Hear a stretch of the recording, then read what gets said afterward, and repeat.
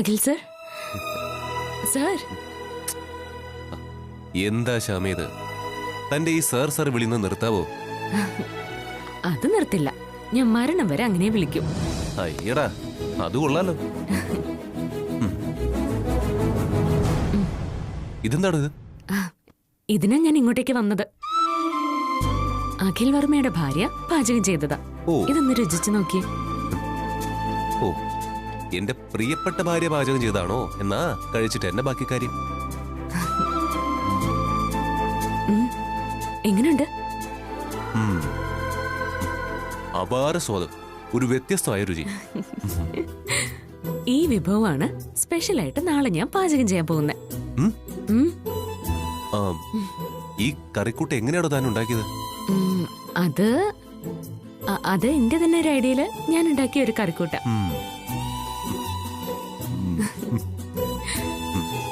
താൻ കൊള്ളാലോടോ. അപ്പോ സംഗീതം മാത്രമല്ല, പാചക കലയിലും താൻ കേമത്തിയ.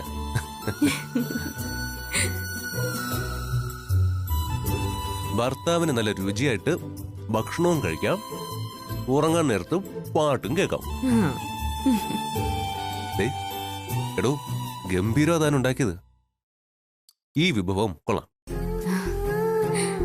ഇത് സാറ് തന്നെ ആദ്യം രുചിച്ചു നോക്കി അഭിപ്രായം പറയണമെന്ന് എനിക്കൊരാഗ്രഹം ഉണ്ടായിരുന്നു. എന്തായാലും അത് നടന്നു. നന്നായിരിക്കുന്നു. എനിക്ക് നല്ലോണം ഇഷ്ടപ്പെട്ടു. കൺഗ്രാറ്റുലേഷൻസ്.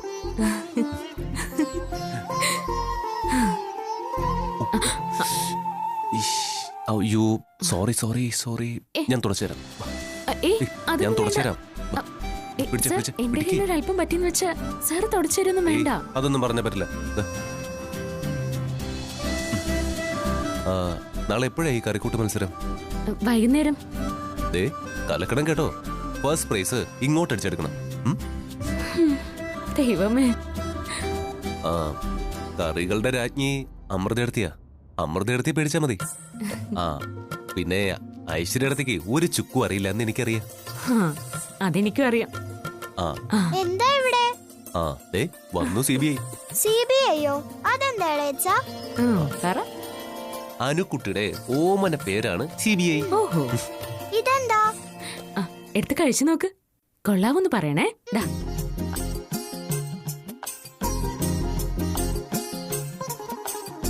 ഇളയമേ, നല്ല ടേസ്റ്റ്. ഇത് ഇളയമ്മ ഉണ്ടാക്കിയതാണോ? അതെ. എന്നിട്ട് ഇളയച്ചന് കൊണ്ടുവന്നതാണോ? അതെ. എന്താ? എന്നാ അങ്ങനെ ഇളയച്ചൻ കഴിക്കണ്ട. Thank you.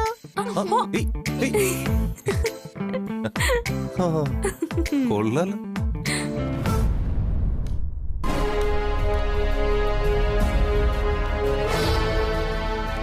ഞാനിപ്പോ ഒരു 5 സ്റ്റാർ ഹോട്ടലിലെ ഷെഫാ.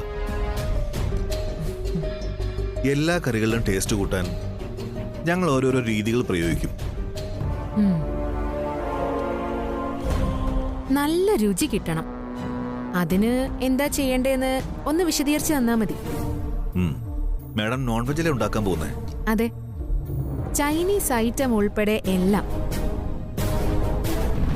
ടേസ്റ്റ് കൂടുതൽ കിട്ടാൻ വേണ്ടി ഞങ്ങൾ പലതരം കെമിക്കലുകൾ ചേർക്കാറുണ്ട്. കറികൾ കേടാകാതിരിക്കാൻ വേണ്ടി മറ്റ് ചില പ്രിസർവേറ്റീവ്സ് കൂടി ചേർക്കും. ചിലപ്പോഴൊക്കെ ഇത് കഴിക്കുന്നവരുടെ ആരോഗ്യത്തിന് ഹാനികരമാണ്. ടേസ്റ്റ് കൂടുതലൂടെ ആഹാരം കഴിക്കുന്നവർക്ക് അധികം ആയുസ് ഉണ്ടാവില്ല. സാധാരണ നമ്മൾ വീടുകളിൽ ഉണ്ടാക്കുന്ന ആഹാരം കഴിക്കാനും ഹോട്ടലുകളിൽ ഉണ്ടാക്കുന്ന ആഹാരം വിൽക്കാനുമാണ്. കാലം മാറി വന്നതോടെ വീടുകളിൽ ഉണ്ടാക്കുന്ന ഭക്ഷണത്തിനും ഈ വക രുചിക്കൂട്ടുകൾ കൂടുതലായി ചേർക്കും. അതുകൊണ്ട് മനുഷ്യർക്ക് ക്യാൻസർ പോലുള്ള മാരക രോഗങ്ങൾ വരാൻ തുടങ്ങി. പിന്നെ ആഹാരത്തിന് രുചി വേണ്ടേ? രുചി കൂട്ടാൻ വേണ്ടി ശ്രമിക്കുമ്പോൾ ആഹാര സാധനങ്ങളിൽ ഇതുപോലുള്ള ചേരുവകൾ ചേർക്കണം. ആയിക്കോട്ടെ, ചതി വേണമല്ലോ. അത് പഠിപ്പിക്കാനല്ലേ ഞാൻ നിങ്ങളെ വിളിച്ചത്. അത് മനസ്സിലായി മാഡം. രുചി കൂട്ടാനുള്ള തന്ത്രങ്ങൾ ഞാൻ പറഞ്ഞു തരാം. ഇങ്ങ് തരൂ.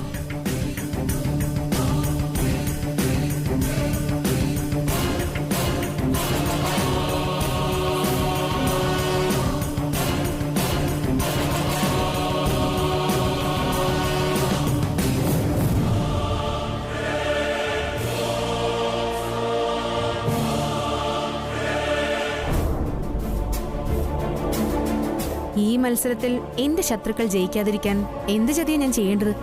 ജയിക്കുമെന്ന് സംശയമുള്ളവരുടെ ഭക്ഷണ ചേരുവകളിൽ നന്നായി ഉപ്പുവെള്ളം കലർത്തുക. അതിനപ്പുറം വേറെ ഒരു ചതിയില്ല. ദാ, ഈ പറഞ്ഞ രീതിയിൽ കാര്യങ്ങൾ ചെയ്താൽ മതി. മാഡത്തിന് തന്നെ ആയിരിക്കും first prize. Thank you very much. എന്തെങ്കിലും സംശയം ഉണ്ടെങ്കിൽ എന്നെ വിളിച്ചാൽ മതി. ശരി.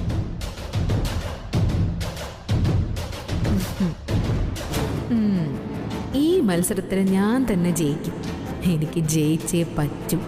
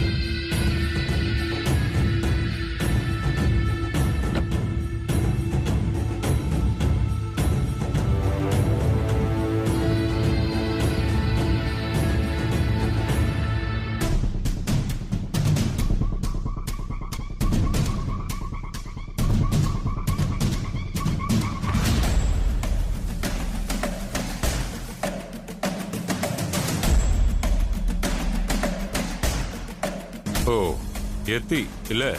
നല്ലത്. വന്നില്ലായിരുന്നെങ്കിലേ ഞാൻ തന്റെ അടുത്തേക്ക് ഒരു വരവ് വരണമെന്നും കരുതി ഇരിക്കുകയായിരുന്നു. എന്താ ഈ പറഞ്ഞേൽപ്പിച്ച കാര്യങ്ങള്? എല്ലാം വൃത്തിയായിട്ട് ചെയ്തു കാണും അല്ലേ? ശ്യാമയെ കൊന്ന് കുഴിച്ചു മൂടി അല്ലേ? അവളുടെ സഞ്ചയനവും 16 അടിയന്തരമൊക്കെ എന്നാ? അങ്ങനെയൊന്നും പറയരുത് സാറേ. അങ്ങനെയൊന്നും പറയരുതെന്നോ? പിന്നെ ഞാൻ എങ്ങനെയാണോ പറയണ്ടേ? പൈസയും വാങ്ങി പൊടിയും തട്ടി പോയിട്ട് ആളുമില്ല, അനക്കവുമില്ല. വിളിച്ച കൃത്യമായിട്ട് മറുപടിയുമില്ല. സാറന്ന് പൈസ ഞാൻ അതുപോലെ തന്നെ മാറ്റി വെച്ചിട്ടുണ്ട്. തൊട്ടിട്ട് പോലുമില്ല. ഇന്നാ സാറേ. നീ നാടകം കളിക്കുന്നോടാ. നടത്താൻ കഴിയില്ലെങ്കിൽ എന്തിനാടാ നീ അത് ഏറ്റത്? ജഗന്നാഥനെ അങ്ങ് മണ്ടനാക്കാമെന്ന് കരുതിയോ? കൊന്നുകളയും ഞാൻ. ഒരാഴ്ച കൂടി ഞാൻ സമയം തരും. അതിനുള്ളിൽ എല്ലാ കാര്യങ്ങളും ചെയ്ത് തീർത്തിരിക്കണം. ആ ശ്യാമയെ എന്നേക്കുമായിട്ട് തീർത്തിരിക്കണം. ഇല്ലെങ്കിൽ പിന്നെ തീരാൻ പോകുന്നത് നീ ആയിരിക്കും. ശ്യാമയെ കൊല്ലുന്ന പോയിട്ട് ഒന്ന് തല്ലുന്നത് പോലും ചിന്തിക്കാൻ പറ്റില്ല സാറേ. അതെന്താണ്? അവള് തനിക്ക് വല്ല കൈവശവും തന്നിട്ടുണ്ടോ മനസ്സ് മാറാൻ?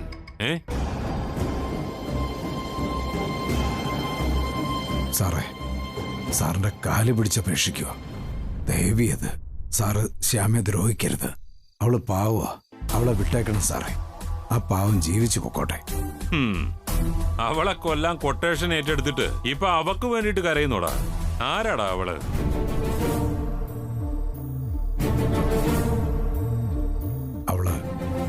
അവളെന്റെ മോളാണ് സാറേ. എന്താടോ പറയുന്നേ? ശ്യാമ എന്റെ മോളാ സാറേ.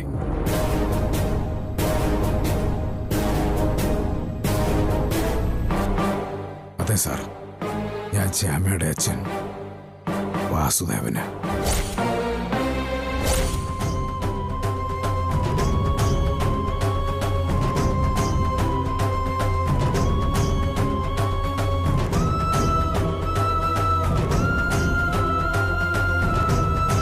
എന്നെ ഒന്നും ചെയ്യരുത് സാറേ. ഈശ്വര, അയാൾക്ക് താനെ കിട്ടു. എന്തെങ്കിലും സംഭവിക്കുമോ? ഓ, അതാണ് സെക്യൂരിറ്റി ആയിട്ട് ആ വീട്ടിലെത്തിയത്. മോക്കൊരു തണലുമായി, തനിക്കൊരു വരുമാനവും ആയി. എന്നിട്ട് എന്നെ പറ്റിച്ചു. അവളെ കൊല്ലാമെന്ന് പറഞ്ഞ് എന്റെ കയ്യിൽ നിന്ന് കാശും വാങ്ങി. കൊല്ലാൻ വേണ്ടിയല്ലായിരുന്നു സാറേ അത്. ഞാൻ കൊല്ലാന്ന് പറഞ്ഞില്ലായിരുന്നെങ്കിൽ സാർ വേറെ ആരെങ്കിലും ഏർപ്പാടാക്കും. ഞാൻ സമ്മതിച്ച ആ അപകടം അങ്ങ് മാറിക്കിട്ടും സാറേ. എനിക്ക് മോളെ രക്ഷിക്കാനും പറ്റും. മനസ്സിന് എന്തോ ഒരു പേടി തോന്നുന്നു കൃഷ്ണ. കുടുംബത്തിൽ ആർക്കും ഒരു അപകടം വരും പോലെ രക്ഷകനായി നീ ഉണ്ടാവണം. ആർക്കും ഒരു ദോഷവും വരാതെ രക്ഷകനായി നീ വേണം. നീ മൊത്തത്തിലൊരു മുഖം മൂടിയിട്ടാ എന്റെ മുന്നിൽ നിന്നത്. പക്ഷേ ഞാൻ സ്ട്രെയിറ്റാ.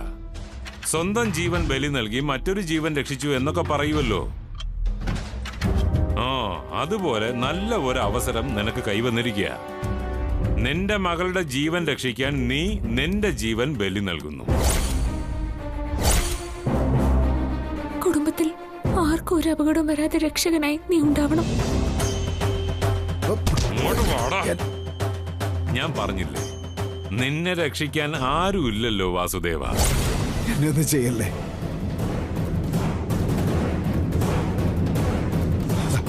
എന്നെ ഒന്നും ചെയ്യല്ല സാറേ. എന്നെ ഒന്നും ചെയ്യല്ല സാറേ.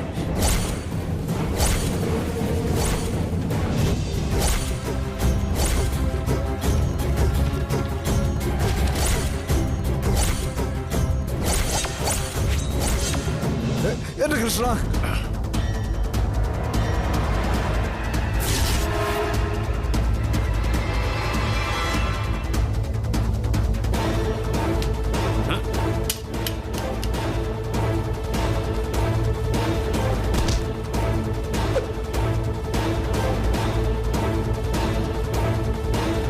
നല്ല മാന്യർക്ക് ആരെങ്കിലൊക്കെ കാണുമല്ലോ ജഗന്നാഥ രക്ഷകരായിട്ട്. അല്ലെങ്കിൽ പിന്നെ നന്മയ്ക്ക് എന്താ അർത്ഥം? നിന്റെ കളികൾ ഒന്നും നടക്കാൻ പോകുന്നില്ല ജഗന്നാഥ. അച്ഛൻ എല്ലാം എന്നോട് പറഞ്ഞായിരുന്നു. ശ്യാമയെ കൊല്ലാനുള്ള കൊട്ടേഷൻ അച്ഛനെ തന്നെ ഏൽപ്പിച്ചു അല്ലേ?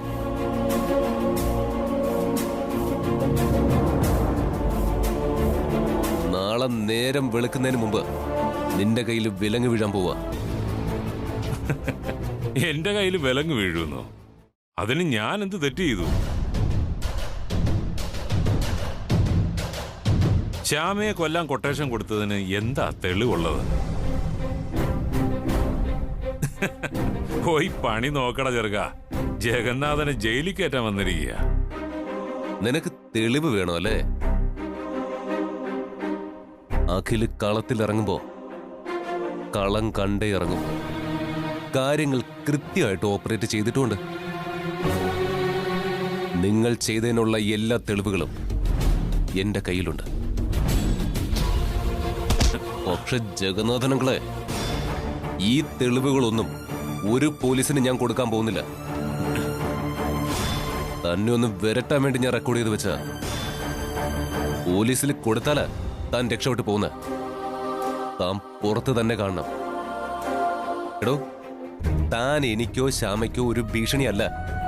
അത്രയ്ക്ക് ഉറപ്പുണ്ടെങ്കിലല്ലേ ഞാൻ ഇങ്ങനെയൊക്കെ പറയൂ. നീ ഒരു ചുക്കും ചെയ്യാൻ പോകുന്നില്ല. ഇതല്ലേ അങ്കിളെ മാസ്? തന്റെ ആയുധം വാച.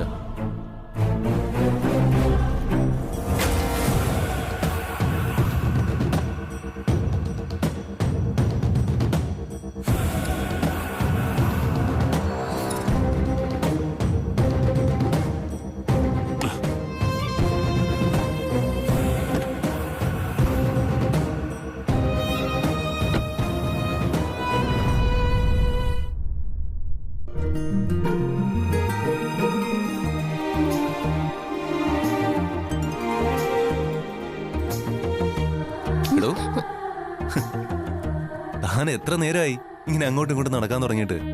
ഇത് നേരെയാണ് നടന്നിരുന്നെങ്കിലേ ഇപ്പൊ അടുത്ത രാജ്യത്ത് ചെല്ലുമായിരുന്നല്ലോ. സർ, മനുഷ്യൻ ഇങ്ങനെ തീ പിടിച്ച് നിൽക്കുമ്പോ ഇതുപോലുള്ള തമാശ ഒന്നും പറയല്ലേ.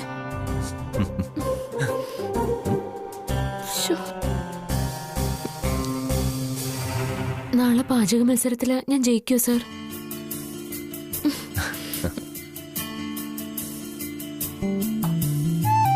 കൃഷ്ണ നോക്ക്, നാളെ ഞാനെങ്ങാനും തോറ്റാലുണ്ടല്ലോ അപ്പൊ കാണാം. ദിവസവും 2 വട്ടം ഞാൻ വിളക്ക് കൊളുത്തുന്നുണ്ട്. പിന്നെ അവല്, മലര്, കർപ്പൂരം, ചന്ദനത്തിരി, അങ്ങനെ ഒരു കുറവും വരുത്താതെയാ ഞാൻ നിന്നെ നോക്കുന്നത്. എന്നിട്ട് നാളത്തെ മത്സരത്തിന് നീ എന്നെ കൈവിട്ടാലുണ്ടല്ലോ വെച്ചേക്കില്ല നിന്നെ ഞാൻ. ശ്യാമയുടെ തത്സ്യരൂപം അപ്പൊ നീ അറിയും.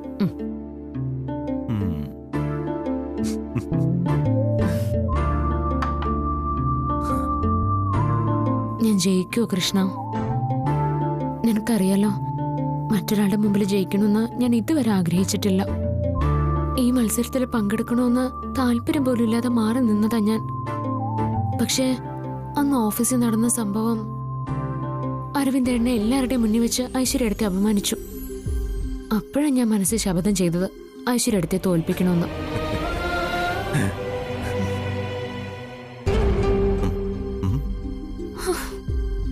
ഞാനിങ്ങനെ ആദ്യ പിടിച്ച് നടക്കുക, എന്നിട്ട് ഒരു സമാധാനിപ്പിക്കല് നടത്തുന്നുണ്ടോ? ശ്യാമേ, നാളെ താൻ തന്നെ ജയിക്കും, അങ്ങനെ ഒരു വാക്ക് പറയായിരുന്നല്ലോ. നാഴികയ്ക്ക് 40 വട്ടം അഖിൽ സാർ അഖിൽ സാർ എന്ന് വിളിച്ച് ഞാൻ പുറകെ നടക്കും. എന്നിട്ടോ അഖിൽ സാർ എന്റെ അവസ്ഥ കണ്ട് ചിരിക്കുന്നു.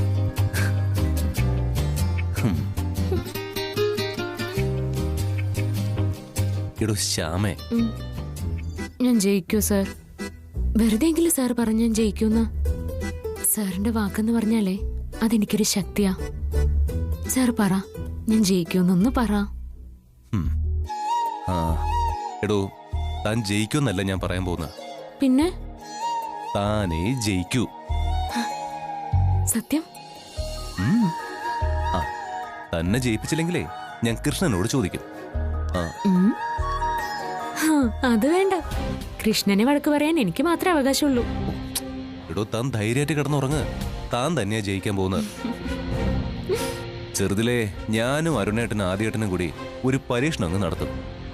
പരീക്ഷയുടെ തലേന്ന് കണ്ണിൽ നോക്കുമ്പോ ഒരാളുടെ ശക്തി മറ്റൊരാൾക്ക് കിട്ടും. പരീക്ഷയിൽ ജയിക്കും.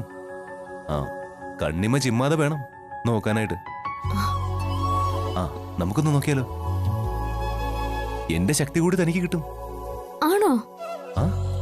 എങ്കിൽ നമുക്ക് നോക്കാം.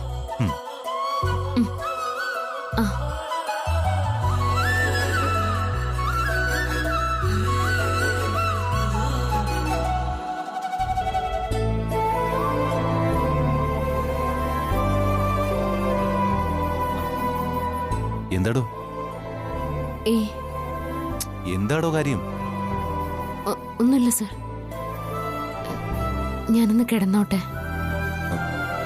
താനെന്താ മുഖം മാറ്റിയത്?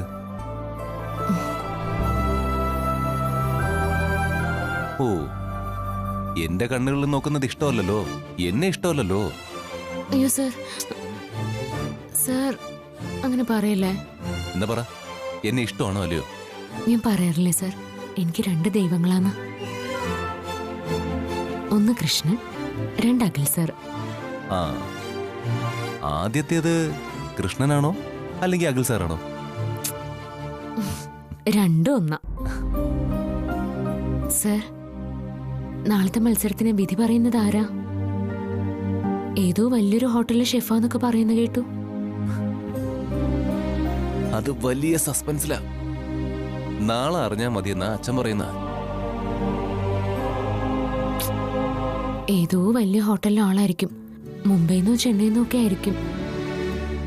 ഞാനുണ്ടാക്കുന്ന വിഭവം അദ്ദേഹത്തിന് ഇഷ്ടപ്പെടുകയോ ആവോ?